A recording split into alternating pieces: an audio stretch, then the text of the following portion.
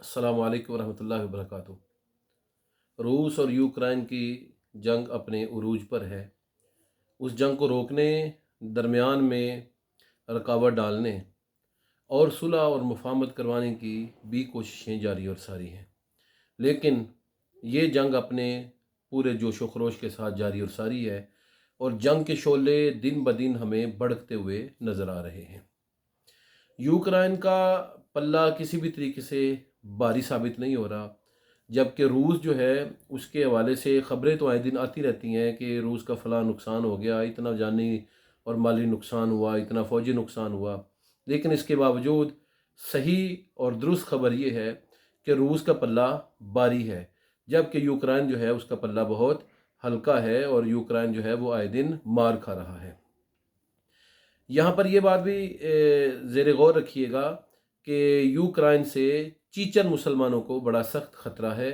यही वजह है कि चीचन मुसलमान, जिनकी तादाद 70,000 के करीब है और वो जंग के अंदर आ चुके हैं। चीचन मुसलमान अपने असला और बारूद के साथ और अपनी पूरी जमीयत के साथ यूक्रेन के ख़िलाफ़ लड़ रहे हैं, अपनी आज़ादी के लिए लड़ रहे हैं, अपनी खुद अरादियत के हक़ के लिए लड़ रहे हैं, अपनी सरजमीन के लिए लड़ रहे हैं, अपने आप को महफूज करने के लिए लड़ रहे हैं।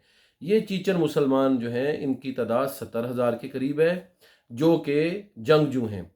इनमें से सिर्फ 10,000 अभी जो है वो फ्रंट लाइन पर आ रहे हैं और यूक्रेनी फ़ौजों का सामना कर रहे हैं। यूक्रेनी फ़ौज और मिलिट्री और इसके तमाम मुल्हिका इदारे तमाम के तमाम इनके सामने बेबस हो गए हैं।